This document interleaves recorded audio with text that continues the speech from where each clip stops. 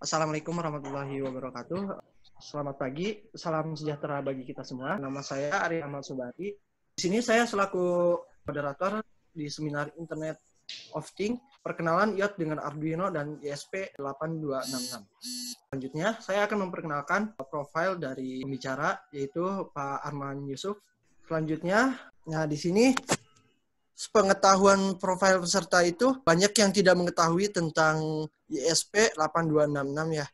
Maka dari itu, Pak Arman akan menjelaskan apa itu ISP 8266. Untuk waktu dan kesempatan saya persilakan kepada Pak Arman.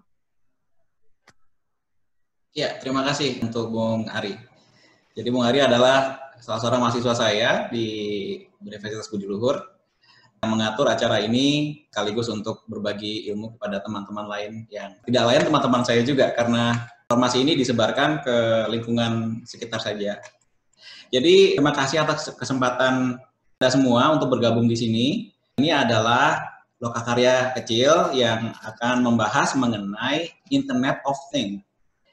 Jadi kita sering sekali mendengar IoT, Internet of Things, tapi itu sebetulnya apa dan biasanya hanya sebagai pengguna saja. Dalam hal ini saya ingin mengajak para peserta untuk menggali lebih jauh, mengetahui mengenai apa itu IoT, bahkan sampai dengan membuat sistemnya sendiri. Yang akan kita pergunakan untuk lokakarya kali ini adalah dengan menggunakan Arduino dengan hardware dari ESP8266.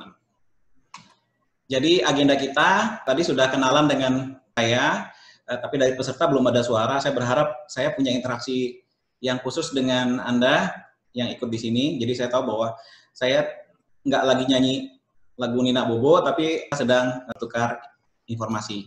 Kemudian kita akan coba membedah sedikit dulu mengenai apa itu Internet of Things atau IoT. Lalu kita akan coba mengenal apa itu Arduino, ESP8266, dan kita akan coba bagaimana sih caranya menginstall di komputer kita. Nanti saya juga akan mengajari kepada yang ada di sini untuk mengetahui bagaimana daur hidup program Arduino secara hardware, secara coding, dan nanti untuk sarana pengembangannya.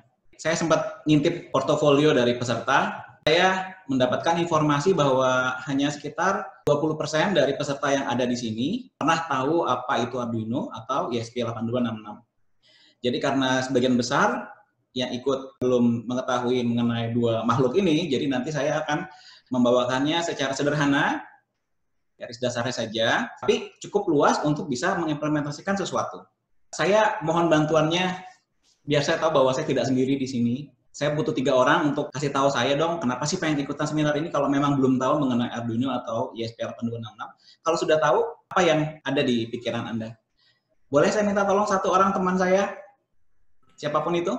Ya, selamat pagi Pak. Ya, tadi saya udah mau memperkenalkan diri ya, tapi sama hostnya dikunci semua, jadi nggak bisa. Oh iya, maaf ya sebelumnya. Saya lupa untuk membukanya. Ya, jadi gitu Pak Arman. Jadi tadi dikunci. Sebenarnya saya udah mau memperkenalkan diri lah ya. Ya, saya Muhammad Fatul Qorib Pak, dari BINUS Pak, cuman alumni. Saya sudah bekerja di tempat lain begitu. Cuman jujur waktu saya masuk ke BINUS itu memang tidak terlalu minat IT, hanya saja ada keperluan yang saya harus masuk sehingga hampir tidak terlalu banyak ilmu yang saya dapatkan. Sehingga ketika teman men-sharing ini, saya tertarik karena sempat waktu itu teman ada yang memperkenalkan saya tentang Arduino. Tapi yang ESP8266 ini termasuk jenisnya atau apa namanya, tipenya atau saya kurang tahu. Jadi saya tertarik aja karena ingin mempelajari Arduino walaupun tidak terlalu banyak mungkin ya ilmu yang akan saya dapatkan dengan terlalu singkat seperti ini. Gitu Pak Herman. Iya. Oke. Mohon maaf, saya tadi rupanya kena mute. Jadi saya cuma gini-gini doang ya. Mohon maaf. Iya, jadi untuk Pak Fatul nanti jawabannya akan ada di dalam slide di tengah-tengah. Jadi mohon ditunggu Pak ya, Pak Fatul. Iya, baik. Tadi sempat diperkenalkan oleh moderator, oleh Bung Ari. Saya cukup lama berkecimpung di dunia IT, baik dari segi development, baik juga di manajemen proyeknya. Kemudian saya juga aktif sebagai seorang pendidik, dalam hal ini adalah dosen di Universitas Budi Luhur, dan saya juga Head of Coach di CoachNet Indonesia. Jadi kalau dilihat di sebelah kanan dari layar ini ada beberapa logo yang saya pernah mengabdi di sana. Kayaknya Pak Fatul kenal dengan saya mungkin waktu saya masih di BINUS ya, waktu saya lulus SMA kerja di sana. Saya lulusan 2015, Pak. Oh gitu ya. Saya kayaknya 2015 itu udah ini udah lama banget nggak di situ. Oh Jadi iya. saya aktif di Orari, tadi saya lihat ada Pak Joko, saya mengingat rambutnya yang putih, teman-teman dari Oldman dari Orari banyak di sini. Kemudian saya juga aktif di Ikatan Ahli Informatika Indonesia bersama rekan-rekan dari Universitas Budi Luhur. Saya juga aktif di Indonesia Esperanto Asocio, itu lembaga bahasa Esperanto. Kalau kita mendengar istilah IoT atau Internet of Things, idenya itu adalah sebuah gagasan untuk menghubungkan semua perabot-perabot yang ada di rumah kita, dalam hal ini perabot listrik ya, ke internet. Jadi bisa saja dalam bentuk kita mengontrol peralatan tersebut atau peralatan tersebut memberikan laporannya kepada kita. Sehingga kita tidak perlu berada di lokasi tersebut untuk mengaktifkan atau mengetahui keadaan dari perabot rumah yang kita miliki. Internet of Things ada dua kata. Pertama, internet dan things. Internetnya digunakan untuk mengelola konektivitas dari perabot-perabot yang kita punya di rumah dengan dunia luar. Dalam hal ini kita memanfaatkan jalur internet. Dan things adalah perabot apa yang mau kita kendalikan. Nah, yang dikendalikan dapat berupa misalnya informasi keadaan, misalnya suhu ruangan, atau kalau kita punya penanak nasi, suhu di dalam penanak nasinya berapa. Atau misalnya sinar yang ada di rumah kita, kalau misalnya gelap, nanti mungkin mau diapain, mau dihidupkan lampunya atau mau apa. Getaran misalnya, kalau misalnya kita punya sensor yang namanya akselerometer, mendeteksi ada gempa, maka dia bisa melaporkan sesuatu ke server. Atau kelembaban misalnya, kalau terlalu lembab saya nyalahin AC. Lokasi, untuk misalnya kalau kita punya alat, dia bisa melaporkan kondisi alat kita nih saat ini ada di mana. Ini kalau teman-teman di Orari mungkin kalau bicara lokasi mungkin langsung ingatnya, oh APRS gitu ya. Ya, kira-kira kayak gitu mirip. Kita juga bisa mengendalikan alat. Contohnya kita bisa minta alat itu untuk hidup atau mati. Juga bisa melakukan perintah-perintah khusus yang spesifik di alat tersebut. Nah, dari semua gagasan ini punya sifat sebetulnya. IoT itu sifat pertamanya adalah terhubung ke internet secara berkesinambungan. Jadi diharapkan itu alat terus-terusan connect internet, bukan sepotong lalu mati gitu ya. Dia nyala terus. Artinya tentu diharapkan bahwa peralatannya ada di tempat di mana internetnya tersedia secara terus-menerus. Kedua, sifatnya adalah seketika. Harapannya adalah pada saat diperintah untuk hidup, dia saat itu juga hidup dan mati jika diminta.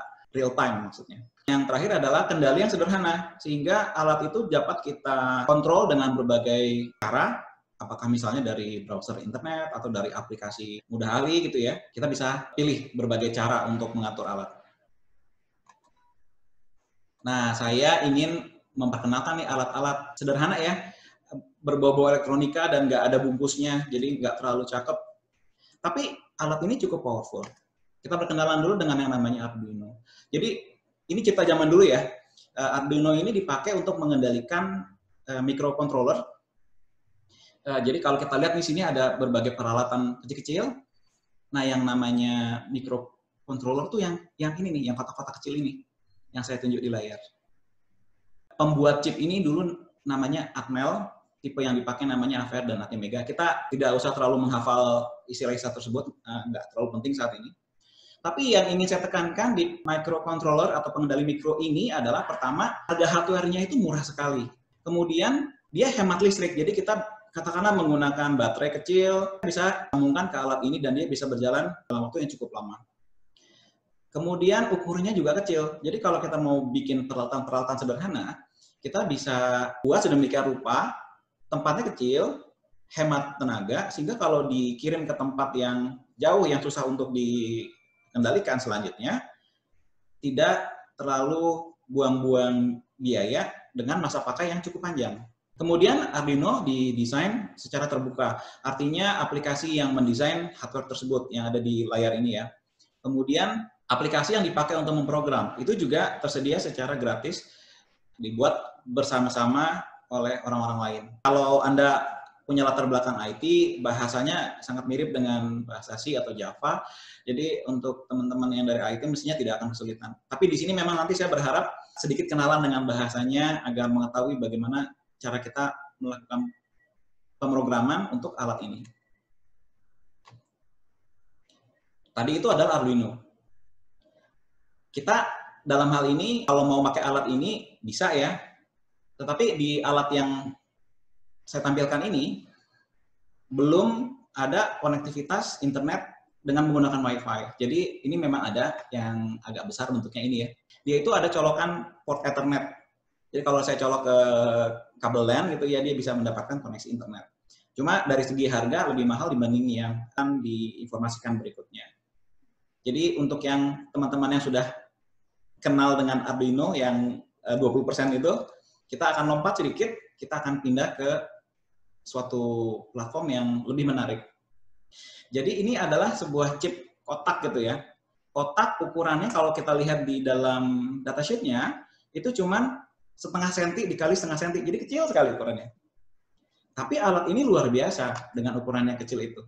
Jadi dia didesain sebuah sistem dalam chip, sistem on chip dalam bahasa asingnya SoC, di mana di dalamnya itu sudah ada sesuatu yang kalau kita analogikan sama dengan komputer. Jadi di dalam itu sudah ada prosesornya, sudah ada memori, sudah ada sedikit storage, dan ada pin-pin yang terhubung dengan dunia luar. Siap untuk diprogram. Nah, alat yang kecil itu ternyata sudah mendukung konektivitas TCP/IP. Artinya kita bisa menggunakan internet biasa yang kita kenal masuk ke dalam alat ini. Lalu di alat ini sudah ada standar Wi-Fi 802.11 yang kita kenal selama ini, Wi-Fi, hotspot, apa segala macam. Nah, ini juga bisa mengaksesnya. Alat ini bahkan tidak hanya bisa bertindak sebagai klien di dalam jaringan Wi-Fi, tapi juga bisa bertindak sebagai hotspot. Nah, kemudian dari segi kemampuannya memang namanya ada ukuran, ada kinerja ya. Jadi kecepatan prosesnya adalah 80 sampai dengan 160 MHz. Untuk ukuran alat kecil ini, itu kecepatannya luar biasa cepat. Kemudian ruang instruksinya ada 32 KB dan datanya 80 KB. Ini tidak terlalu perlu dipikirkan saat ini. Intinya adalah cukup untuk membuat program yang sederhana masuk ke dalam alat ini. Lalu di dalam alat ini tersedia berbagai antarmuka atau interface maksudnya. Jadi kalau kita bicara alat kecil kan beda dengan komputer ya, ada colokan USB, power, ada VGA, ada keyboard, ada mouse gitu ya. Kalau di alat-alat kecil begini, yang tersedia itu berupa wiring-wiring yang nanti bisa diprogram untuk melakukan sesuatu. Di sini dikenal ada namanya GPIO, kepanjangannya General Programmable Input Output, di mana nanti pin itu tuh bisa mengambil informasi dari dunia luar dalam bentuk analog, suatu angka yang continue, atau discrete, digital. Begitu juga kita juga bisa mengeluarkan, menyuruh informasi dalam bentuk digital, hidup mati gitu ya, atau dalam bentuk analog. Agak setengah terang lebih dikit lagi, terang banget itu kita bisa atur. Komunikasi dengan alat yang lain dengan menggunakan SPI dan IIC juga tersedia di alat ini. Ini untuk yang dua terakhir kita abaikan. Nah, berikutnya ini adalah beberapa varian yang dapat kita jumpai kalau kita iseng-iseng melihat di loka pasar yang tersedia di Indonesia. Ada banyak sekali variannya. Dari varian yang banyak ini, saya akan menunjukkan yang ini nih. Yang kecil ini, ESP12E, itu adalah sebuah modul terpadu yang sudah berisi semua yang tadi saya sebutkan sebelumnya, dengan harga yang sangat murah. Coba ya, sebentar kita lihat ke salah satu loka pasar yang di Indonesia.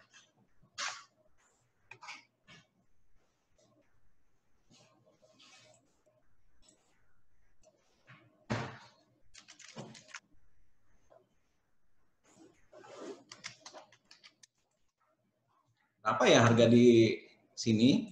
Ternyata harganya tuh murah sekali. Kalau kita lihat, untuk modul-modul yang tadi ada di gambar saya itu, nah kita lihat ya, harganya sudah mulai ada di 20 ribuan. Harganya 20 ribuan untuk yang bentuknya kayak begini ya. Nah, yang bentuk kecil ini pun sebetulnya sudah bisa kita program, hanya saja membutuhkan alat tambahan. Nah, yang ingin saya sarankan buat Anda, kalau pengen coba-coba, adalah yang bendanya kayak begini nih, yang ada di layar. Ini namanya Node MCU. Nah, alat ini harganya bervariasi, kita lihat sekitar 36.000 ya, jadi 40.000 kurang harganya. Bisa dibayangkan bahwa kita dapat memiliki perangkat keras yang dapat kita program untuk main-main dengan IoT ini dengan harga hanya Rp40.000. Tentu saja mungkin nanti ada tambahan-tambahannya ya, kayak misalnya kalau mau dihubungkan dengan listrik, tentu nggak bisa langsung dicolok kemari gitu. Tapi itu pun tidak terlalu mahal harganya. Kenapa saya merekomendasikan yang bentuk seperti ini? Adalah karena kalau kita lihat ada kotak kecil di sini, sama dengan yang sebelumnya, itu sudah digabungkan dengan teman-teman yang lain. Jadi di sini ada memori tambahan, dan yang paling penting adalah ada port USB. Jadi kita bisa memprogram alat ini dengan mudah, tidak memerlukan alat tambahan lagi kecuali kabelnya. Di sini port USB-nya dipakai untuk komunikasi tambahan ke komputer kita, untuk kita bikin programnya, lalu kita kirim ke alat ini, sekaligus juga untuk melakukan pemeriksaan kesalahan atau debugging di dalam dunia IT bilangnya. Kalau sudah jadi, port ini bisa dipakai untuk menjadi catu daya alat ini. Misalnya Anda colok ke charger ponsel atau dicolok ke baterai, itu sudah tersedia colokan-colokannya. Sebagai tambahan, di modul yang harganya nggak nyampe 50.000 ini, dia sudah mendapatkan tambahan ruang penyimpanan sekitar 1 MB. Untuk alat yang kecil begini, 1 MB adalah ukuran yang sangat besar. Jadi ini alat memang menarik sekali untuk kita otak-atik. Indonesia terkenal dengan Bhinneka Tunggal Ika. Apa sih yang harus kita main-mainkan kalau kita pengen belajar IoT sendiri dari awal? Jadi saya jelaskan satu-satu dulu ya. Kita tentu butuh PC. Karena komputer ini kita pakai untuk melakukan pemrograman. Jadi kalau kita mau ngeprogram, ya mau nggak mau butuh alat ini. Bisa menggunakan sistem operasi Windows, bisa Mac, bisa Linux. Arduino tersedia untuk platform ini semua. Nah, nanti kita akan perlu untuk menginstall aplikasi namanya Arduino IDE. IDE itu kepanjangan dari Integrated Development Environment, di mana nanti ada aplikasi yang udah tunggal, kita pakai semuanya untuk memprogram alat ini. Alatnya kita tinggal beli dari toko pasar yang ada di Indonesia, jadi yang pengiriman instan pun juga tersedia.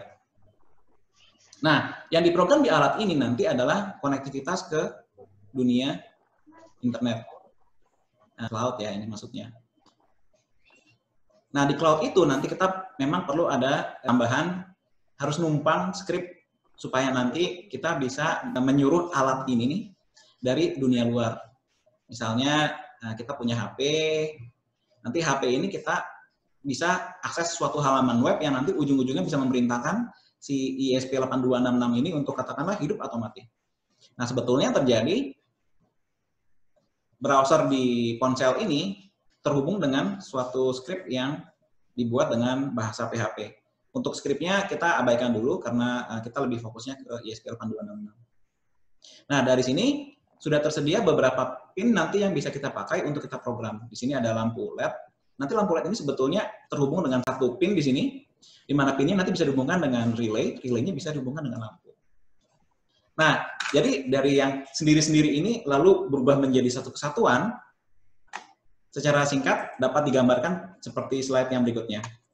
Ketika diprogram, dia menggunakan komputer dengan menggunakan Arduino IDE ke alat ESP8266. Ketika berinteraksi dengan server, nanti kita akan menyuruh ESP8266 itu untuk berhubungan dengan internet. Setelah terhubung dengan internet, dia akan mengakses skrip PHP yang disediakan di suatu server. Para penggunanya nanti itu bisa berinteraksi dengan skrip yang ada di server tersebut dengan menggunakan browser. Jadi jalannya bisa di mobile, bisa juga di desktop. Dan yang terakhir, kalau kita ingin menambahkan konektivitas yang lebih banyak ke perangkat keras, kita harus menggunakan relay ya, dihubungkan dengan alat itu supaya menghidupmatikan alat yang membutuhkan daya yang lebih besar. Secara umum nanti kalau udah diringkas ya, di mata penggunanya, nanti itu ujung-ujungnya cuma kayak penggunanya dengan menggunakan ponsel, terhubung ke internet, dia akan masuk ke suatu tampilan nanti bisa menghidupmatikan alat, nanti itu akan diambil oleh alat ESP8266 di bawah, nanti dia akan mengaktifkan atau mematikan relay di sebelah kanan bawah, dan ujung-ujungnya adalah menghidupmatikan peralatan yang ada di rumah kita. Jadi inilah nanti gambaran yang akan kita jalan sampai dengan akhir dari karya ini. Nah, saya ingin Anda semua untuk mengetahui bagaimana sih proses instalasi Arduino ini. Jadi setelah nanti selesai kegiatan ini, boleh di-download karena ukurannya agak besar. Jadi di sini kita masuk dari Google, kita bisa masuk ke Arduino, lalu cari software untuk download. Softwarenya adanya di sini ya, di bagian ini dengan versi itu. Saya karena pakai Windows, lalu itu yang saya pilih. Dia membutuhkan waktu untuk download. Di sini kita diminta untuk kalau bisa berkontribusi sekian $. Tapi kalau tidak mau juga bisa langsung pilih just download. Just download. Kita bisa tunggu sebentar. Ukurannya sekitar 120 MB. Ini internet di tempat saya cepat banget, jadi bisa download cepat. Kalau sudah di-download, seperti biasa kita jalankan. Kita orang-orang next generation, jadi kerjanya cuma klik terus ya, next sampai selesai.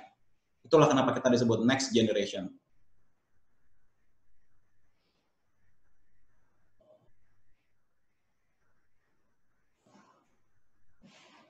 Nah, kita tunggu sebentar.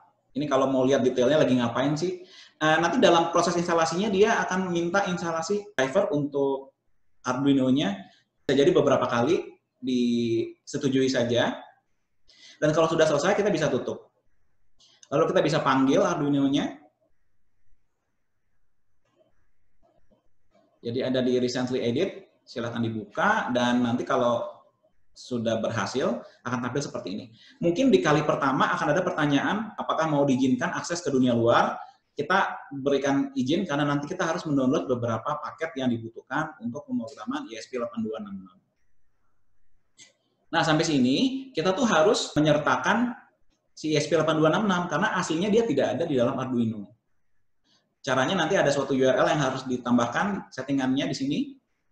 Nanti saya berikan ya. Lalu dari menu Tools, Board, Manager, kita ketikkan ESP8266 untuk nanti kita install. Ini pilihannya, lalu saya install. Ini juga sekitar 100-an megabyte, jadi harus ditunggu. Ini internetnya ngebut.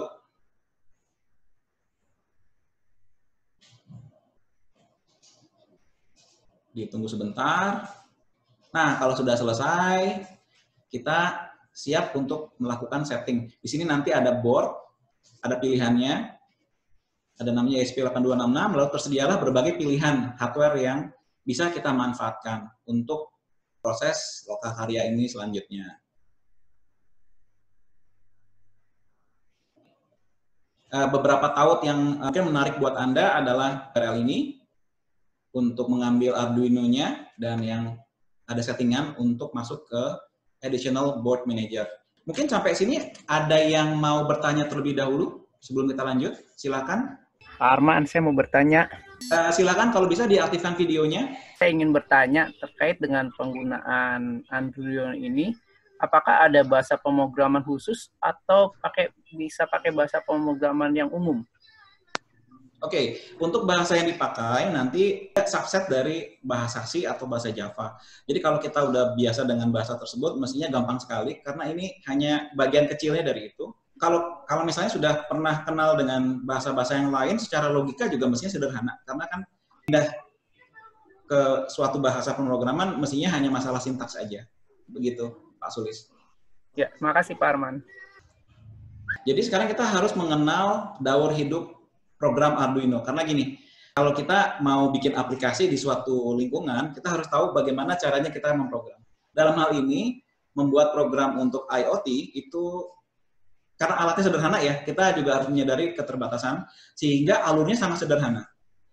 Jadi nanti dalam pembuatan aplikasi di IoT, kita hanya mengenal dua bagian utama di dalam IoT. Pertama adalah bagian setup, yang kiri, dan yang berikutnya adalah loop. Di situ saya sudah kasih sedikit clue. Jadi gini, semua perintah yang ada di setup akan dijalankan kali pertama jika hardware kita terhubung dengan listrik. Bisa dari baterai, bisa dari charger, bisa dari yang lain. Dia hanya dijalankan satu kali saja selama daur hidup programnya. Nah, kemudian setelah dia dijalankan satu kali, dia akan masuk ke bagian yang namanya loop yang di sebelah kanan ini. Di sini, dia akan dijalankan serial dari atas ke bawah. Kalau udah selesai, dia balik lagi ke atas, jalanin lagi, balik lagi terus-menerus sampai kehabisan energi atau dimatikan listriknya. Jadi cuma begitu aja alurnya. Nah, dalam bentuk pemrograman nanti isinya cuma begini aja. Di sini ada keyword, saya tebalkan, itu memang pakemnya ya. Jadi voice setup itu artinya bagian yang diletakkan di tengah-tengah bagian itu akan dijalankan satu kali saja saat alat mendapat listrik. Lalu setelah ini dijalankan satu kali, dia akan pindah ke bagian yang namanya void loop, di mana nanti perintah yang kita letakkan di dalamnya akan dijalankan terus-menerus dari atas ke bawah, jalanin lagi, dari atas ke bawah, jalanin lagi, dari atas ke bawah, sampai listriknya habis.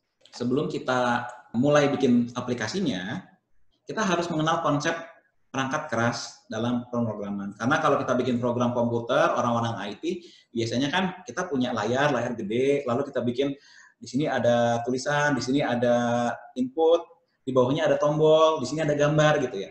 Kalau di sini kan nggak ada layar. Jadi bagaimana cara kita berinteraksi dengan dunia luar adalah dengan menggunakan pin. Jadi di sini itu ya, kalau kita lihat di alat ini ada kaki-kaki, itu namanya pin, di mana masing-masing punya nama. Nah, nama-nama pin ini yang paling penting adalah yang gambar yang ada di sebelah kanan dan kirinya. Jadi contoh ya, di sini ada lampu LED. Nah, lampu LED ini sebetulnya terhubung dengan satu pin.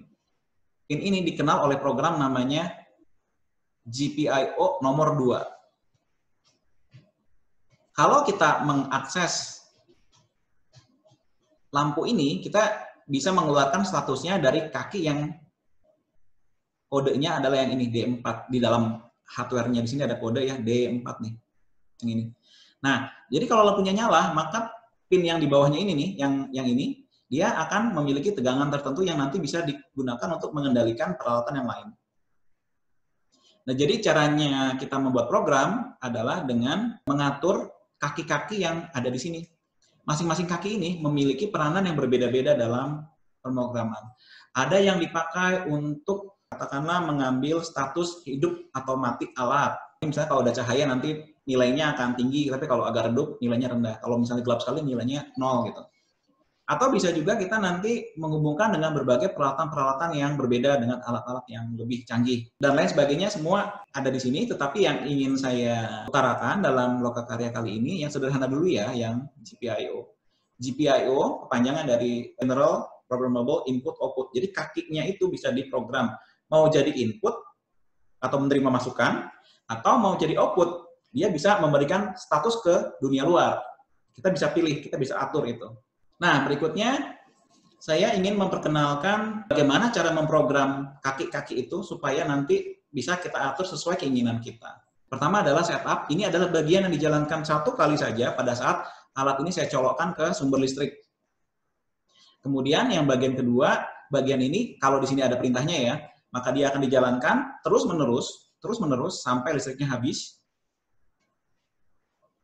Nah, karena saat ini saya ingin menjelaskan mengenai bagaimana cara saya bisa mengatur si GPIO ini mau dijadikan input atau output, saya menjelaskan suatu perintah sederhana yang dipakai untuk melakukan inisialisasi untuk kaki-kaki tersebut. Jadi contohnya adalah gini, saya nantinya ingin si GPIO nomor 2 ini akan dihubungkan dengan lampu nanti. Entah bagaimana lampunya maunya nyala gitu. Maka di sini saya bilang, perintahnya adalah pin mode. Pin mode dipakai untuk memberitahu si Arduino bahwa saya mau mengatur kaki yang nomor berapa, mau jadi input atau output. Jadi pilihannya bisa input, huruf besar semua, atau output. Dalam hal ini karena saya ingin menyuruh lampunya hidup, berarti dia akan mengeluarkan status, saya akan bikin output, bukan input. Jadi intinya saya bilang pin mode harus ada buka kurung, tutup kurung ya di ujungnya. Parameter yang pertama adalah nomor kakinya, yaitu nomor 2, dan output artinya saya mau kirim status, bukan ngambil data. Kalau kita lihat nomor kaki di sini, itu urutannya nggak sama ya. Jadi bukannya 1, 2, 3, 4, 5, enggak. Urutannya itu 16, 5, 4, 0, 2, terus yang lainnya lagi malah nggak ada gitu ya, loncat. Jadi memang ini terjadi karena perkabelan di dalam alat ini menjadi lebih sederhana daripada kalau diurutin nanti kabelnya melintang-melintang, nggak bener gitu. Jadi SMAD dibiarin aja urutannya berantakan, tetapi secara perangkat keras menjadi lebih mudah dibikin. Kemudian yang berikutnya, kalau saya ingin mengirimkan suatu perintah misalnya untuk menghidupkan atau mematikan, perintahnya adalah digital write. Jadi dengan digital write di pin nomor berapa saya mau kirim dia sebagai hidup atau mati. Nah, memang di sini ada unik ya, di platform ESP8266, untuk bilang hidup itu adalah 0, untuk bilang mati itu 1. Agak sedikit teknis penjelasannya kenapa 0 itu hidup, 1 itu mati di platform ini. Sangat elektronis ya penjelasannya. Jadi sementara saya abaikan dulu karena teman-teman di sini background-nya elektronik. Kalau kita bicara IoT kembali ya, domainnya ada 2, elektronika dan IT. Jadi kita sementara pahami dulu ya, 0 itu adalah hidup, 1 itu mati. Ya, Pak. Ya, Pak Arman. Ya. Ya, ini kalau misalkan mau ngidupin kan begini, Pak. Nanti yang coding untuk matiinnya di bawahnya atau di mana, Pak? Bisa juga untuk matiin juga nggak, Pak? Bisa. Kalau kita mau matiin, berarti nanti perintahnya digital 1 kan? Pin nomor berapa, koma 1. Ditaruhnya di baris nomor berapa nanti? Berarti di dalam void setup atau di void loop-nya? Nanti tergantung, kalau kita mau misalnya matikan, jika menemukan suatu kondisi ini, maka saya matikan, nanti ya pasti di dalam blok itu. Cuma perintahnya sih digital write, pin nomor berapa, 1 untuk matiin. Oke, baik, terima Nanti kasih. peletakannya akan kita lihat ya, nanti akan ada yang sedikit lebih rumit, karena mengandung kondisi di dalamnya. Jadi kita bisa, kalau mau ini maka saya matikan, jika ini maka saya hidupkan, nanti ada. Siap. Oke, Bung Fatul. Halo Pak. Iya. Saya mau nanya Pak tentang ini Pak, panjangannya Pak, itu kan ada singkatan Pak. Saya masih familiar Pak. Singkatan yang mana ya? Kayak ini Pak, kayak MOSI, CS itu fungsinya apa Pak? Kayak SCLK, GND segala macam Pak. Oh oke. Jadi kalau kita Ya, kayak MOSI, MISO, SCLK, GND, N, RSS segala macam, memang itu penjelasannya agak teknis. Karena kita harus paham teknik microcontroller. Tapi enaknya nih ya, di dalam Arduino, kita tidak dituntut harus paham semuanya dulu untuk bisa mulai program. Hijau-hijau itu tuh kan ada MOSI, MISO, itu dipakai untuk berhubungan sama alat lain. Katakanlah kalau kita punya LCD panel ukuran kecil gitu ya. Nah itu hubungannya dengan yang MISO, MOSI, dan teman-temannya itu. Kemudian kalau kita punya peralatan, katakanlah modem ya, modem zaman dulu tuh ada yang terhubung sama dial-up telepon. Nah, itu bisa dihubungkan sama jalur yang namanya TX sama RX di sini. Ada TXD sama RXD. Ada yang nomor 0 dan nomor 2. Itu bisa dipakai juga. Karena kita tidak menggunakan alat-alat itu saat ini, kita nggak perlu untuk belajar itu duluan sih. Kayaknya sih mahasiswa saya di kampus. Iya, Pak. Oh, gitu. Nanti kapan-kapan kalau di kampus ketemu, saya kasih dokumentasi lengkapnya ya. Oh, siap Pak. Siap. Oke. Silakan. Pak Arman, mau bertanya nih. Saya Bahrul, Pak Arman. Arul ya? Oh, Arul. Iya, Arul. Silakan bertanya. Tadi kan pas penjelasan di pertama itu, ini ada kaitannya dengan internet ya Pak ya? Betul. Nah, selain kita memprogram Arduino ini, berarti kita buat program mobile atau web juga dong Pak ya berarti?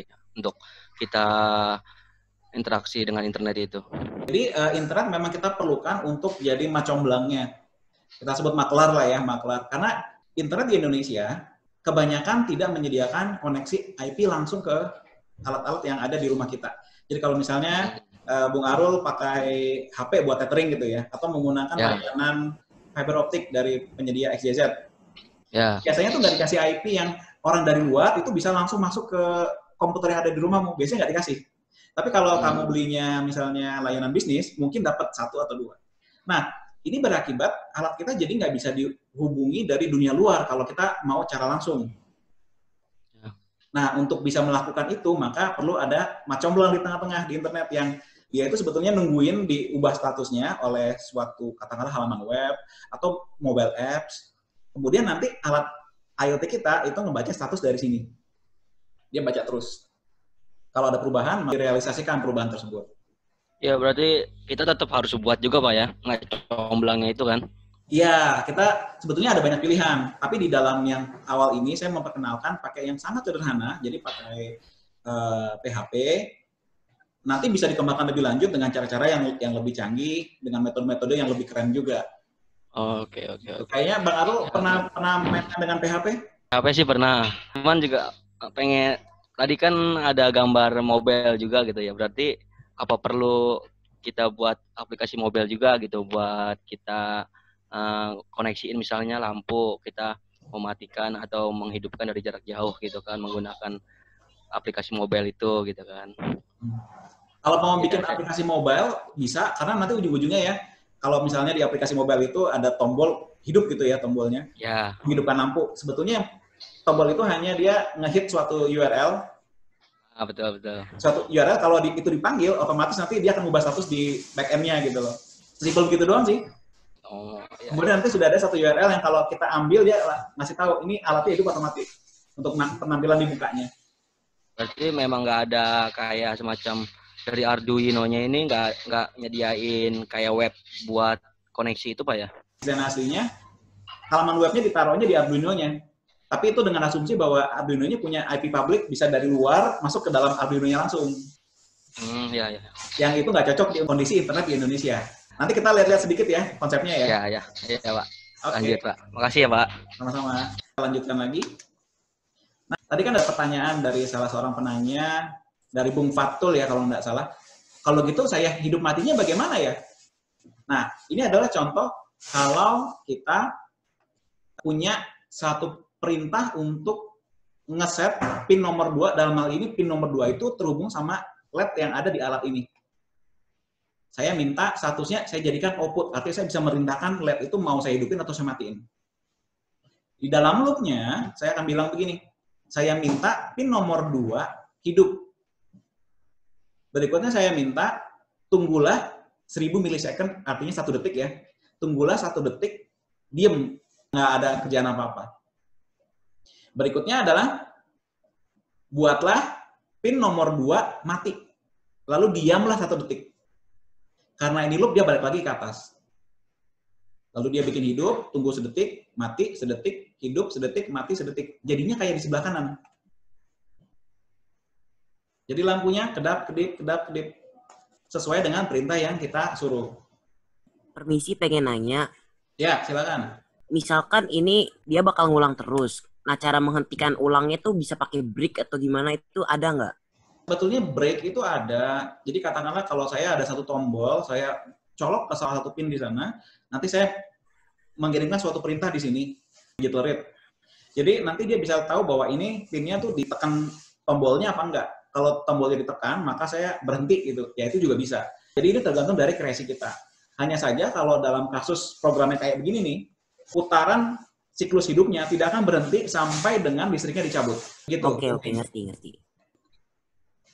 Nah, sekarang bagaimana kalau begitu caranya saya bermain-main dengan dunia internet? Nah, jadi untuk akses internetnya, kita perlu melakukan setting alatnya terlebih dahulu. Ini memang caranya masih manual semua ya, cuma nanti di masa depan kalau sudah mulai mengerti dengan alat ini, kita bisa bikin yang lebih fleksibel dengan antar muka yang bagus gitu ya. Perintahnya yang ingin saya perkenalkan, pertama adalah yang namanya ada hashtag ya, pagar include, lalu ada bracket seperti ini. Diisi dengan suatu nama.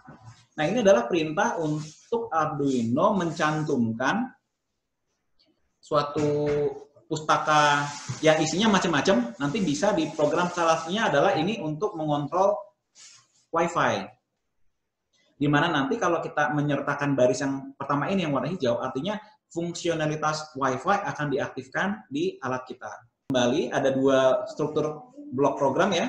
Di bagian setup ini, kita atur, karena dia hanya dijalankan 1 kali saja, kita bisa kasih perintah yang sifatnya melakukan inisialisasi. Pertama misalnya, kita bisa minta alat ini untuk nyambung ke akses point yang mana dengan password apa. Atau yang kedua, memerintahkan pin apa untuk saya mau ambil datanya, atau saya mau tulis ke sana. Nah, ini perintah sederhana nih. Jadi, yang nomor 2 ini yang saya mau jelaskan adalah yang wifi.begin. Jadi kita mulai Wi-Fi-nya, aktifkan modulnya, lalu kita connect ke akses point yang kita inginkan, dan passwordnya apa. Nah, Nanti setelah itu dia akan masuk ke bagian loop, yang mana ini nanti dia akan terus menerus ya, muter-muter di sini. Yang pertama dia cek, di sini ada blok perintah namanya if. If itu dipakai untuk melihat suatu kondisi. Jadi jika kondisi ini terpenuhi, maka ini yang dijalankan. Jika tidak, ini yang dijalankan. Nah ini tadi untuk menjawab pertanyaan dari Bung Fatul. Kalau kita ingin ngecek sesuatu, lalu menjalankan perintah yang berbeda, ini caranya. Tadi ini juga ada pertanyaan dari Bung King, ya ini juga solusinya. Dalam hal ini, di dalam perintah loop yang muter-muter ini, ada perintah untuk memeriksa. Pada perintah digital write ini, pin nomor berapa, itu saya akan hidupkan kalau nyambung dengan access point-nya. Tapi kalau misalnya nggak nyambung, katakanlah password-nya salah gitu ya, atau wifi-nya nggak ada, lampunya saya matiin. Sehingga nanti secara menyeluruh, pertama aplikasinya akan coba connect ke access point yang namanya ini dengan password ini, lalu dia akan ngeset pin nomor 2, yaitu LED di dalam board-nya tadi itu yang warna biru, untuk bisa saya set. Berikutnya, dia akan muter terus di sini, muter ke atas lagi. Pertama dia akan ngecek, kalau nyambung, maka LED-nya akan saya nyalahin. Jika tidak, LED-nya akan saya matiin. Saya lanjutkan. Nah, setelah kita bisa menghubungkan alat kita ke internet, kita perlu sedikit ngotak-ngatik di internetnya ya. Jadi kita perlu ada kelar gitu ya, macam comblang di tengah-tengah yang nanti kita bisa nanya ke dia alatnya mau diapain, atau kita bisa ngeset alatnya mau dihidupkan atau dimatikan. Kalian yang mau nyoba-nyoba, ini ada website milik saya pribadi, nanti kalau kalian mau deploy di tempat kalian sendiri bisa dilakukan. Halaman untuk bisa mengakses ini adanya di arman.my.id/iot ya. Jadi kalau kita ke browser, jadi URL-nya adalah arman.my.id/iot. Kalau dibuka nanti ini ada halaman sederhana. Sebetulnya di belakang layar, code-nya juga nggak terlalu rumit sebetulnya ya. Dia minta input ID, lalu dia bisa di-set atau bisa mengembalikan informasi. Jadi misalnya begini, ID yang dimasukkan di sini adalah bebas. Jadi tidak ada aturan baku. Misalnya saya mau punya alat namanya 1 misalnya ya, ini bisa apapun. Nah, kalau saya mau ngecek apakah kode ini sudah ada yang pakai atau belum, kita klik di status. Di sini nanti aplikasinya akan ngecek, oh kodenya belum dipakai. Jadi artinya saya bisa menggunakan kode ini. Jadi hati-hati kodenya kalau misalnya sudah dipakai sama orang lain, nanti bentrok. Kalau dia ngidupin ya punya alat Anda hidup juga gitu. Misalnya saya mau pakai kodenya yang X1, karena belum dipakai. Maka di sini saya bisa minta untuk sistem menghidupkan atau mematikan alat tersebut. Jadi kalau saya hidupkan, sebetulnya yang terjadi di belakang layar adalah nanti ada status dari ID X1 yang akan dihidupkan. Kalau saya matikan di sini nanti otomatis pun sama, di belakang layar akan dimatikan. Kalau saya mau baca status dari alat ini, sebetulnya adalah dia memanggil suatu URL. Jadi URL-nya adalah di arman.my.id/iot/ tanda tanya ID sama dengan kode alat yang kalian sudah register tadi. X1 misalnya. Jadi kalau ini saya jalankan langsung, dia bisa langsung mengambil statusnya. Nah, jadi dengan ini sebetulnya Arduino-nya saya bisa masuk ke URL yang saya tunjuk di atas ini, untuk mengetahui apakah dia disuruh mati atau disuruh hidup oleh yang punya. Dari segi pengunanya ngeliatnya ini nih. Tinggal masukkan kode milik dia, yang hanya dia yang tahu, kemudian tinggal dihidupkan atau dimatikan. Karena secara otomatis nanti kalau dari handphone, katakanlah halaman ini dibuka, lalu masukkan kodenya dan saya bilang hidupkan, nanti di belakang layar, Arduino-nya akan masuk ke URL ini, dan kembaliannya adalah nanti kata-kata hidup. Sehingga nanti kita kembali ke model pemeriksaan kondisi yang tadi. Kalau yang dibalikin dari server adalah hidup, maka saya hidupin lampu. Jika tidak, lampunya saya matiin. Apa bisa kita membuat program sendiri dari PHP untuk halaman web sendiri mengatur Arduino itu, Pak? Jadi pasti bisa, karena ini kan dia sebetulnya cuma halaman PHP sederhana kok, itu cuma 20 baris gitu. Pak Arman, mau bertanya Pak Arman. Ya, silakan. Kan dari tadi saya lihat belum ada contoh relay-nya ya untuk koneksi ke perangkatnya. Itu di sini nanti dijelasin nggak Pak, gimana cara koneksi relay buat dipasang di perangkat atau misalkan lampu ataupun AC gitu? Kalau saya di sini saya tidak bawa perangkat relaynya, tapi mungkin Bung Ari kayaknya udah pernah bikin bentuk relaynya. Bung Ari bisa sedikit tampilkan kayak apa bentuk relaynya dan bagaimana dikoneksikan. Karena itu sudah hardware, tinggal colok kabel ini, colok kabel itu, ya bukan software lagi. Oh iya ya Pak. Ya nanti kita lihat ya, mungkin Bung Ari bikin foto dulu peralatan yang beliau bikin ya. Marlim, teman Bapak yang dulu di Perin ya. Dulu masih ingat lagi. Oh iya Marlim. Iya. Masih ingat, Pak? Masih ingat. Masih. Ya, ini Pak, saya mau nanya, berarti kan ini kan ada ID-nya. Kalau ID ini berarti ID ini kayak unik ya, per device ya? Per device, betul. Oke. Per pin sebetulnya malah. Oke. Dan ini kita harus daftarkan di web. Enggak sih, sebenarnya kalau mau pakai aja langsung bisa. Oh gitu. Iya, jadi daftar. Saya punya device nih. Device ini berarti kan nggak mungkin satu orang dengan satu orang yang lain pasti nggak mungkin sama ya. Device-nya bisa jadi sama sih, makanya kita harus bikin ID sendiri yang kita generate sendiri suka-suka kita. Oh gitu. Device-nya sama, tapi ID itu hasil dari generatan ya? Enggak, itu bikinan kamu sendiri. Mau bikin ABCD 1, 2, 3 terserah sih. Oh, berarti ada kemungkinan akan ini nggak? Akan bentrok nggak? Bisa jadi ada bentrok. Makanya kalau bisa bikinnya panjang. Saya kira masing-masing punya kayak ID sendiri gitu ya. Tiap device dia udah generate sendiri. Kayak istilahnya kayak network punya ID sendiri gitu ya. Iya, cuman karena ini memang simple banget. Iya. Nanti ada cara lain yang lebih canggih sih ya. Cuman ini karena untuk perkenalan buat orang awam, jadi bikin semudah mungkin, mereka nggak perlu register. Yang penting mereka membuat suatu kunci yang mereka sendiri yang tahu dan cukup panjang. Karena nanti kita bisa bikin pin yang nomor 1 di alat itu nanti ID-nya misalnya X1, nanti pin yang nomor 2-nya nanti X2, X3, X4. Kan pinnya ada banyak tuh. Satu alat ada banyak pin. Itu masing-masing punya ID sendiri-sendiri. Bisa. Nah, setelah kita tahu ada konsep proxy ini, kita bisa numpang ini dimanapun sebetulnya ya. Banyak penyedia hosting web gratis, bisa, yang penting bisa PHP. Lalu bagaimana perintahnya? Kita kembangkan dari model yang tadi ya. Saya ingin mengajarkan kepada Anda semua beberapa tambahan. Jadi input yang pertama yang ingin saya jelaskan tambahannya adalah namanya HTTP client. Jadi ini semacam browser kecil di dalam alat itu, tapi memang bukan untuk nampilin halaman internet ya. Dia lebih untuk ngambil status dari halaman web. Yang hitam-hitam ini relatif sama dengan yang tadi. Jadi di sini setelah dia sambung dengan akses point-nya, maka kita akan minta perintah yang berikutnya adalah HTTP begin. Digunakan untuk berusaha mengakses server kita. Jadi ini tindakan yang di nomor 2 ini seolah-olah seperti kita mengetik URL di browser komputer kita. Jadi di sini dimasukkan URL apa yang mau diakses. Ini menggunakan server saya. Nah, tinggal nanti yang membedakan adalah di bagian belakangnya saja. Jadi makanya kenapa tadi saya katakan ID itu di-generate masing-masing suka-suka kalian. Yang penting unik dan cukup panjang, jadi nggak memungkinkan bentrok sedemikian mudahnya. Setelah saya ambil ini, setelah saya memberikan perintah ini, maka nanti dia akan periksa. Di sini ada satu blok lagi. Blok yang pertama adalah dia periksa dulu apakah ketika saya berusaha mengambil data dari internet, berhasil nggak ngambilnya. Karena kan belum tentu misalnya server saya lagi mati, misalnya kan itu ya jadinya gagal. Nah, kita harus periksa. Kalau misalnya kita bisa mengambil data, berikutnya kita bikin blok yang dipakai untuk memeriksa hasil balikan dari servernya itu kata-katanya apa. Contohnya di sini saya akan bilang kalau dari server balikannya kata-kata ya, kata-kata hidup huruf besar semua. Kalau saya masukin misalnya ID-nya tadi tes ya. Kalau saya enter dapatnya bukan hidup, maka artinya saya maunya mati gitu kan. Bukan saya maunya mati, alatnya maunya mati.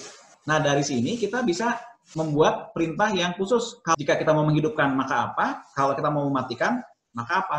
Kita sesimpel untuk jika hidup, maka kita bilang pin nomor 2 kita hidupkan. Jika tidak, pin nomor 2 kita matikan.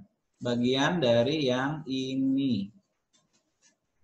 Kalau balikannya hidup, maka dia hidup. Jika tidak, maka dimatikan. Ada lagi blok yang ini mengatakan bahwa kalau tadi ternyata pada saat kita berusaha mengakses halaman web ini, kalau nggak berhasil, otomatis saya matikan lampunya. Atau kalau saya nggak berhasil nyambung, di sini ada lagi perintah nih, yang sama, mirip sih. Kalau dia tidak berhasil nyambung ke WiFi kita, alatnya kita matikan. Nah itu tergantung kalian ya. Kalian mau defaultnya itu mau dihidupkan atau dimatikan itu terserah logikanya kalian aja. Dalam hal ini saya berpikir kalau misalnya nggak dapat status atau nggak dapat apapun ya mendingan saya matiin sekalian. Dan ini karena dia dijalankan terus-menerus sampai dengan listriknya dicabut, maka kita tidak boleh terlalu sering muter-muter di sini. Karena kalau terlalu sering muter-muter, akibatnya baru selesai ngambil status dari web, minta lagi. Berakibat bandwidth-nya itu habis hanya untuk memeriksa. Jadi di sini kita tunda sedikit supaya dia nggak terlalu sering ngambil data dari internet. Jadi kita nurunin overhead kuota internetnya kita. Dalam hal ini kita bisa menggunakan perintah delay yang sama. Tadi delay di depan kita belajar untuk menunda eksekusi sekian milisecond satuannya ya. Jadi kalau saya masukin 5.000 artinya 5 detik. Nah, dengan demikian sebetulnya struktur ini sudah cukup untuk bisa mengontrol alat kita dari internet. Kita bayangkan bahwa kode untuk bisa mengontrolnya ternyata tidak terlalu rumit.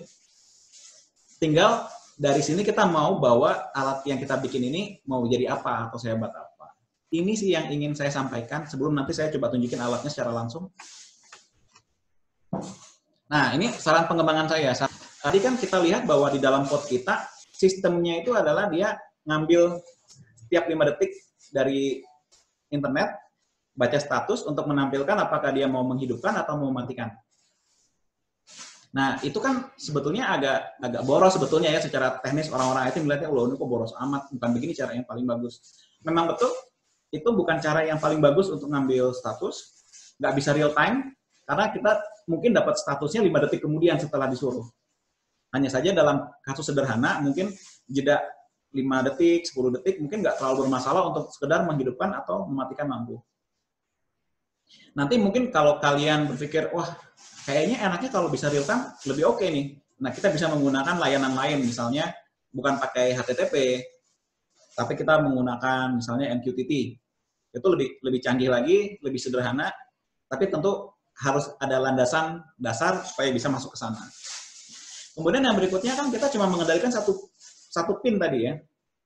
Bagaimana kalau kita mau mengendalikan banyak pin? Sebetulnya caranya sama saja, artinya di sini kita akan menyiapkan pin-pin yang lain di sini untuk nanti kita kontrol dengan menggunakan ID yang berbeda. Jadi setiap pin punya ID yang unik dan masing-masing pin itu bisa dikontrol secara independen dari browser. Kemudian tadi di sini di alat-alat yang saya tampilkan belum ada rangkaian relay-nya ya, karena di dalam yang saya bawa ini saya hanya membawa alat Node MCU-nya aja. Tapi semoga nanti Ari bisa bantu menunjukkan kepada rekan-rekan peserta di sini kayak apa sih jadinya.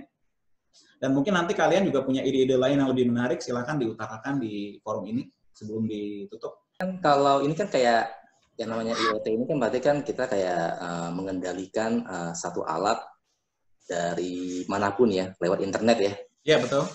Ya. Pertanyaannya itu kan alat-alat tersebut kan bisa jadi kan kayak lemari es, lampu, atau apapun itu. Mungkin bahkan mobil mungkin bisa aja ya.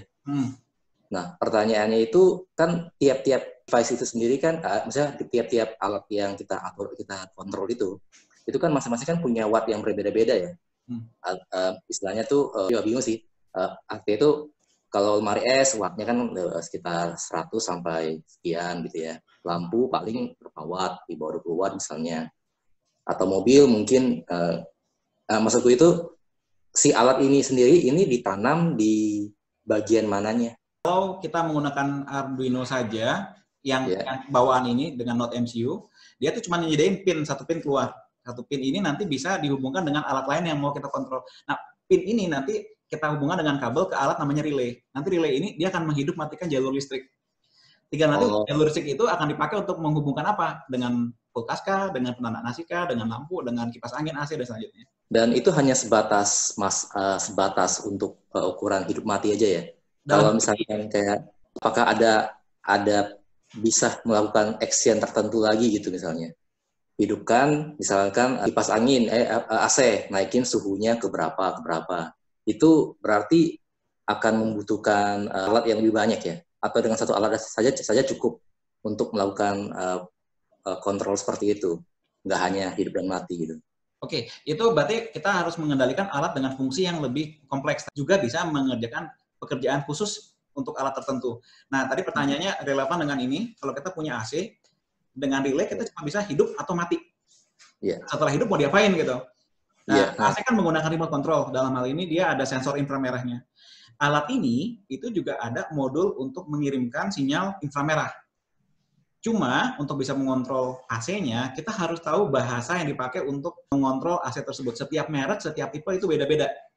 Jadi dia ada kode heksadesimalnya yang harus dikirim untuk menaikkan suhu ke angka berapa, itu nanti ada sequence-nya. Kalau misalnya mereknya merek X, tipenya ini, maka untuk menaikkan suhu ke angka berapa, nanti dia ada karakter sequence-nya. Misalnya karakter 10, karakter 27, karakter apa, kemudian diikuti dengan angka heksadesimal yang merepresentasikan suhunya. Itu harus dikirim pakai infrared yang dihubungkan nanti alatnya ke salah satu pin yang ada di Arduino ini, di ESP8266. Dia mancar, baru nanti bisa untuk mengatur suhunya. Oke, berarti dalam satu alat ini, itu kan dia bakal akan ada banyak, dia punya banyak pin ya, istilahnya ya. Betul. Dan tiap-tiap pin ini kita bisa pakai sebagai alat mengontrol ya. Betul, betul. Jadi memang banyak sekali sebetulnya pengembangannya kalau kita sudah tahu ternyata ini bisa buat itu banyak banget. Oke. Satu alat ini dia punya berapa banyak pin? Nih, kita lihat GPIO-nya ada banyak. Itu adalah jumlah GPIO yang bisa kita pergunakan untuk berhubungan sama dunia luar. 1, 2, 3, 4, 5, 6, 7, 8, 9, 10, 11. Ada 13 yang bisa dipakai. GPIO ini berarti nggak hanya input ya, berarti input-output ya? Iya, bisa input, bisa output. Inputnya bisa analog, bisa digital, dan sebaliknya. Dan hanya satu pintu ya, lewat satu I/O itu ya? Satu GPIO ya? GPIO hanya bisa di-set, dia mau input saja atau mau output saja, jadi nggak bisa dua-duanya. Oh, berarti kalau misalnya kita bikin satu proses yang sederhana untuk hidup matiin, kita akan membutuhkan 2 GPIO. Kalau mau hidup mati, satu aja. Satunya nanti ini kita suruh hidup atau mati. Cuman kasih tegangan atau tidak. Satu pin. Jadi nanti pin yang lain itu bisa di-set untuk ngirim infrared. Satu pin lagi dipakai untuk menghidupkan peralatan yang lain dengan relay yang berbeda, itu bisa. Selamat siang, Pak. Saya mau tanya, ini kan ada GPO, ada banyak-banyak, ada ADC, tadi juga sempat Pak Arman tadi singgung masalah analog to digital. Itu analog to digital itu berarti apa? Bisa kita misalnya, kita nyalain lampu, tapi cuman bisa remang-remang aja gitu misalnya. Kalau analog to digital, dia berarti untuk mendeteksi. Jadi misalnya kita pengen tahu, saat ini ruangan saya tuh sinarnya itu terang banget, atau remang-remang, atau gelap gitu. Itu gunanya untuk sensor itu. Jadi ada alat namanya LDR, Light Dependent Resistor, LDR kecil gitu ya. Itu bisa dihubungkan dengan salah satu pin ini, nanti dia bisa baca statusnya. Kalau gelap tuh nilainya mendekati 0, kalau terang banget nanti 1023 kalau nggak salah nilainya. Kalau remang-remang ya tengahnya itu. Bisa dipakai untuk menentukan, jika nilainya sebatas ini, maka mau ngapain itu bisa. Oh, dia skalanya sampai berapa Pak? Kalau di dalam ESP8266, nilainya itu mulai dari 0 sampai dengan 1023. 1023. Nah, jadi rentangnya 1024 totalnya. Jadi memang agak aneh sih, 10 bit soalnya, bukan 8 bit. Tapi dia bisa juga ini Pak, dia bisa sebagai output, bisa sebagai input juga. Iya, analognya juga bisa sebagai output dalam bentuk PWM, Pulse Width Modulation. Jadi kita bisa set nanti satu pin itu mau bertegangan kira-kira berapa, antara 0 sampai dengan 1 volt. Memang agak aneh sih dia rentangnya ya. Jadi dia bisa mengayun, bahkan kita bisa mengeluarkan suara dari situ. Bisa bikin colok speaker gitu ya, untuk keluar suara. Suara bisa juga. Bisa juga. Oh, menarik juga nih. Bisa suara juga. Memang banyak macam-macam di sini. Bahkan ada juga yang lebih canggih lagi ya. Ini bukan murni IoT ya. Itu membuat alat ini sebagai penerima radio internet. Jadi suaranya yang keluar itu stereo. Ada juga yang iseng banget. Ini benar-benar iseng sekali sih, nggak punya kerjaan kali ya. Jadi salah satu pin ini, pin TXD2, itu pin nomor 15, itu dipakai untuk mengirimkan siaran TV. Jadi gambar TV-nya itu di-generate dari alat ini untuk bikin dimensi. Ya sederhana sih 3 dimensinya, tapi itu dikirim ke TV. Pakai antena. Hanya dengan alat ini, nggak pakai alat tambahan-tambahan lain. Jadi memang keren sih kalau kita udah bicara yang lebih dalamnya lagi. Sebenarnya dia lebih banyak daripada yang tadi udah diulas. Sebenarnya dia bisa lebih ini lagi ya, bisa dibuat lebih canggih lagi ya. Iya. Bahkan dulu saya juga pernah ikut lomba gitu ya. Cuman Gagasan saya nggak menang ya karena mungkin dianggap terlalu lebay atau apa gitu. Idenya adalah ini kan ada Wi-Fi receiver di dalamnya, itu kita bisa melakukan scanning environment kita, itu Wi-Fi BSS ID-nya tuh ada apa aja gitu. Dari situ saya rekam ke dalam EEPROM-nya dia yang 1 MB tadi itu. Terus kalau dia sudah dapat koneksi internet yang sudah saya ketahui sebelumnya, misalnya di rumah saya, dia akan download semua pada jam sekian saya mendengarkan access point yang namanya ini dengan BSS ID ini. Ujung-ujungnya adalah saya untuk melakukan mapping. Alat ini dibawa kemana aja. Nah itu bisa dilakukan. Tentu saya menang. Mungkin kalau ada passwordnya ada baru menang kali. Enggak, itu bahkan saya nggak perlu tahu password karena kan saya bisa query BSS ID ini lokasinya di mana. Karena Google API lokasi Wi-Fi itu ada. Oh gitu ya. Iya. Jadi kita bisa lihat map. Jadi atau kita di cafe ini Wi-Fi-nya namanya apa begitu ya? Nah, kita tahu kita alat ini lagi ada di mana, lagi dibawa kemana alat ini. Jadi memang pengembangannya banyak sekali. Oke, Pak Arman sudah cukup menjawab. Terima kasih banyak. Dari Mas Bambang. Kelebihan dengan Arduino Uno 3 apa ya, Pak? Oke, kalau Arduino Uno itu dia, kalau Arduino yang aslinya ya, compile-nya cepat sekali.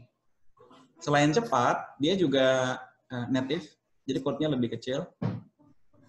Sayangnya, Arduino yang asli, dia tidak punya hardware yang mendukung Wi-Fi. Itulah kenapa orang tertarik untuk mengembangkan di platform ESP8266 dengan menggunakan Arduino yang sama, cuman alatnya beda ya, supaya nanti bisa dikoneksikan ke internet, lalu ujung-ujungnya jadi IoT. Yang tadinya di desain aslinya Arduino itu nggak segitu mudah. Begitu Pak Bambang. Arduino fungsinya secara umum sama, jadi kalau kita lihat tadi ada hardware-hardware yang lain gitu ya. Cuma masing-masing itu punya kelebihan yang berbeda-beda. Yang ini misalnya. Nah, yang ini namanya ESP8266 yang memiliki stack TCP/IP. Kalau yang ini namanya AT-Tiny, bentuknya kecil sekali dan dia dicolok ke port USB. Dia bisa melakukan simulasi keyboard dan mouse. Jadi bisa diprogram untuk yang aneh-aneh lah. Bisa untuk mengirimkan ketukan tertentu atau mensimulasikan mouse. Kalau yang ini namanya Arduino Nano. Harganya murah banget, ini cuma 20 ribuan. Kalau nggak salah ini saya belinya juga nggak nyampe 20 ribuan juga harganya. Nah ini masing-masing memiliki karakter yang berbeda, fitur yang berbeda-beda dengan harga yang juga macam-macam. Jadi kita kalau mau milih hardware-nya, kita pilih dulu mau mengembangkan apa. Kalau internet yang dipilih ya ini. Tapi kalau misalnya mau hacking-hacking dengan keyboard dan mouse, kayaknya enakan yang ini. Ari, bisa ditunjukin nggak Ari? Hardware-nya kamu Ari untuk perkenalan sebelum acaranya ditutup. Relay apa ya? Iya, Ya Pak, baik. Ini contoh relay 4 channel. Ini fungsinya untuk kontrol channel 4 alat aja. Sebenarnya banyak jenisnya, ada yang 2 channel, 1 channel, 8 channel. Bisa dilihat dengan jelas, Pak? Bisa kelihatan di saya. Itu kayaknya menjawab pertanyaan Bung Martinus tadi ya, yang mengenai relay kalau mau lebih dari 1. Nah, atau menghubungkan dengan peralatan-peralatan yang berbeda-beda wattnya, ya ini alatnya. Ada pertanyaan, boleh bertanya Pak? Pak Denny, silakan. Halo Pak Arman, apa kabar? Sehat Pak Arman ya? Lama sekali kita nggak ketemu Pak Arman. Saya Denny Hidayat Arman, kita biasa ketemu di Orari dulu Pak Arman. Iya, Pak Denny. Zaman-zamannya Gateway sama PRS zaman dulu lah. AX25 ya? Iya, begini Om Arman, mau tanya, mohon maaf, mungkin agak keluar dari topik ya. Saya mau tahu Arduino apakah bisa diinstal protokol yang mungkin umum dipakai untuk controller, misalnya Modbus atau DNP3 atau apalah seperti itu. Apakah bisa diinstal itu atau ada modul software mungkin yang bisa dipasang? Kalau untuk from Arduino kebanyakan karena interfacing-nya dia kayak bentuknya I2C, Iya, IoT ya betul. Kemudian serial. Nah, kebanyakan kita membutuhkan alat tambahan. Jadi dalam alat tambahan itu diletakkan posisinya nyambungnya dengan serial RS232. Iya, betul. XRX ya. Iya betul. Karena kedepannya kalau mau implementasi software di dalamnya, kita harus tahu dulu di setting ininya apa namanya protokolnya.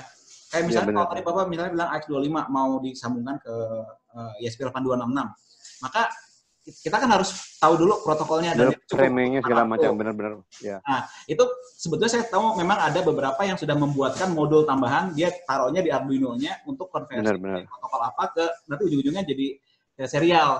Nah, iya benar. Proses. Enakan kayak gitu sebetulnya daripada kita pakai implementasi pakai software di dalam ESP8266. Karena ESP8266 itu secara khusus dia tuh membutuhkan interrupt untuk berhubungan sama WiFi. Kalau itu diganggu nanti koneksinya jadi bermasalah. Akan berubah benar. Ya, memang arahnya tadi saya ke serial atau bisa pakai TCP IP direct ya, itu bisa kan misalnya. Ya kalau mau pakai TCP IP direct lebih bagus sih karena dia bisa langsung dapat koneksi TCP-nya. Saya mohon maaf ini kayaknya waktu dari saya agak kelebihan jadi saya belum bisa menunjukkan secara lengkap. Mungkin di kesempatan lain nanti saya akan bawa lebih enak demonya gitu ya. Gitu Bung Ari. Saya kembalikan waktunya ke Bung Ari. Terima kasih Pak untuk waktunya. Mudah-mudahan apa yang disampaikan bermanfaat untuk kita semua. Selamat siang. Mohon maaf jika ada kesalahan. Terima kasih. Selamat siang. Baik, terima kasih Pak Ari. Terima kasih, selamat siang Pak Ari. Salam kenal Pak Ari ya. Baik, terima kasih. Terima kasih. Teman-teman, terima kasih dan terima kasih atas berbaginya, mudah-mudahan jadi ibadah untuk kita semua. Terima kasih.